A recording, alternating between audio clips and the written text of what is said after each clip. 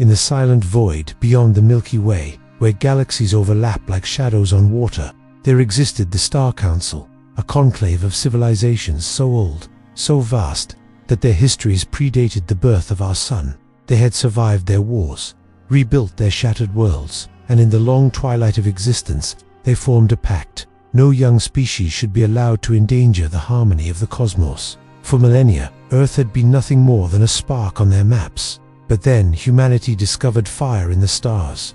Nuclear detonations bloomed, satellites pierced the skies, signals spread across the void, and like a restless child shouting into the dark, we declared our existence. The Council heard us, and they were not certain we should be allowed to live. When the summons came, it arrived as a shimmer in the night sky.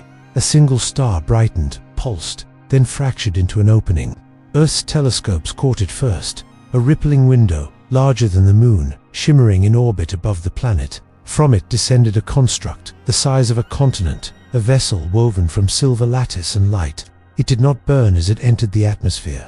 It simply displaced the air around it, parting clouds like the hand of a god. Then a voice spoke, not through sound, but through every mind on Earth. Species 7 to 1, self-designated, humanity. You are summoned before the Star Council. Your actions echo across the void. You will answer for them. Panic spread. Nations collapsed into fear. Armies scrambled. Governments tried to declare authority. But the Council allowed no debate. Humanity would send a representative. Only one voice would be permitted to speak for the entire species. Her name was Alara Vey, not a politician, not a general, not even a scientist. She was a historian, a storyteller, a keeper of humanity's fragile memory. Some said the Council chose her because she was neutral.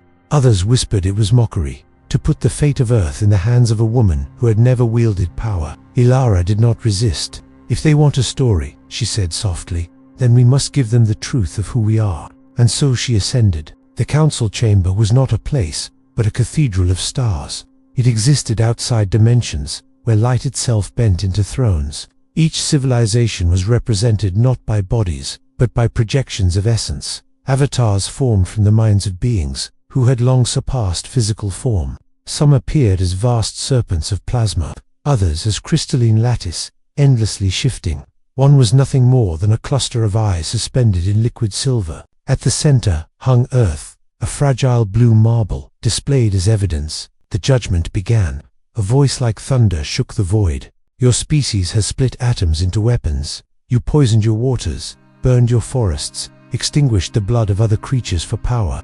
Tell us, why should such recklessness be permitted among the stars? Alara stood alone, dwarfed by the enormity of their presence. Her hands trembled, but her voice did not. Because we are more than our mistakes, she said.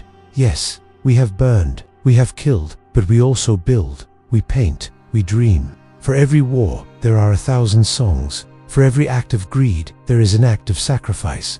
We are still learning. Another counselor rose, its body woven from molten gold, radiating fury. Learning is not enough.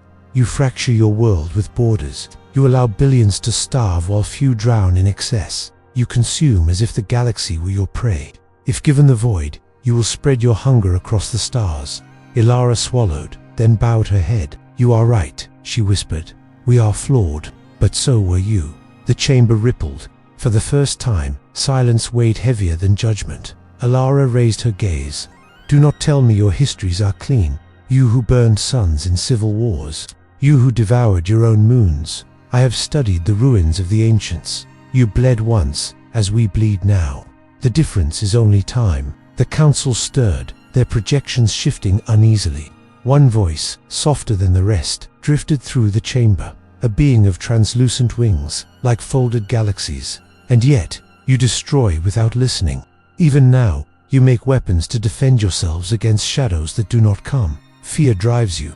What future can be born from fear? Alara closed her eyes. Images flooded her. Mushroom clouds rising, forests aflame, oceans choked with plastic. She could not deny the truth. Then she thought of her daughter, asleep on Earth below. She thought of the paintings she had seen in ruined cathedrals, the laughter of children on city streets, the symphonies played in underground shelters even during wars. She spoke with tears in her eyes. Fear is what keeps us alive, but hope is what makes us human.